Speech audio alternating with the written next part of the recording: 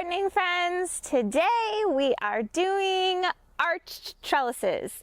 So we used to have some PVC pipe and some green netting, and it was kind of wonky, and it went through this whole section right here. We are upgrading this season to cattle panel trellises. I'm very excited about this. So the plan is for them to be beautiful and last a really long time.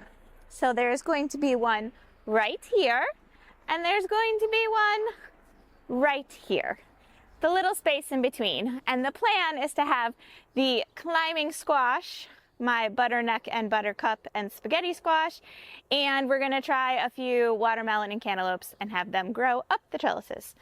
So we have cattle panels and we have T-posts. And to get started, we trenched out next to the boards of both raised beds. So I will talk you through it as we maneuver around with these giant cattle panels to make our beautiful trellises. See you in a few. Step one, get the bottom of your cattle panel into the trench up against the boards. We use some pipe straps to attach the cattle panel to the wood. We pounded 6-foot T-posts into the ground, filled back in our trench, and for good measure, zip tied the panel to the T-posts. Okay, gardening friends, one panel in. Nice tall trellis, easy to walk underneath. I have some very cute wind chimes I'm going to hang from up here, and our plants will happily grow up from both sides, meet in the middle, flop over. So we have, just to follow up on the previous little steps, we started with digging a trench, then we put our panel in.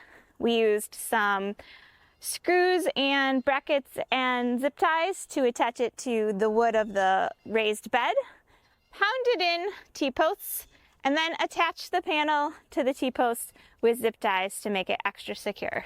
So one down, one to go. Okay, a second option for your cattle panels is to use them in a TP, A-frame, whatever you want to call this contraption of a triangle. We took one cattle panel and we cut it in half. We put it in the middle of the cucumber bed, zip tied the top together. We have some pipe in the bottom. We zip tied the pipe around. So there's 1, 2, 3, 4 pipes on either side, and it's nice and stable. And then our cucumbers will grow their way up and then keep all the fruit off of the ground. So this is option 2 as a cattle panel trellis, and these are the 2 that we're using this year. Who knows what'll happen next year, but this year we're doing the A-frame and the tunnel. See you in a few.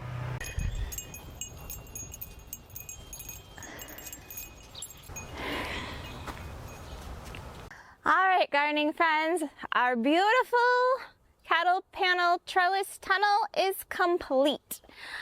I put my cute little wind chimes up, and I'm gonna plant my squash on either side, and we're gonna do butternut,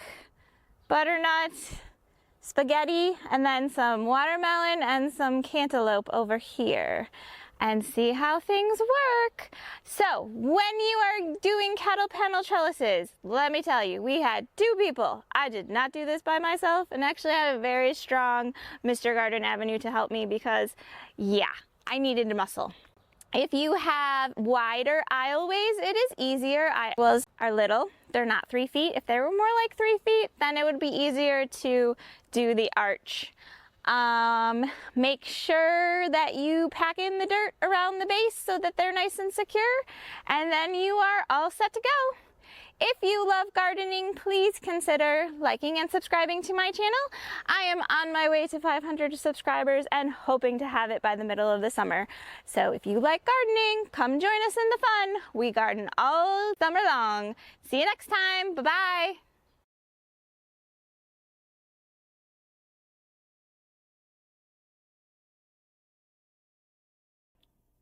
please like, subscribe, and share to this channel. Peace out.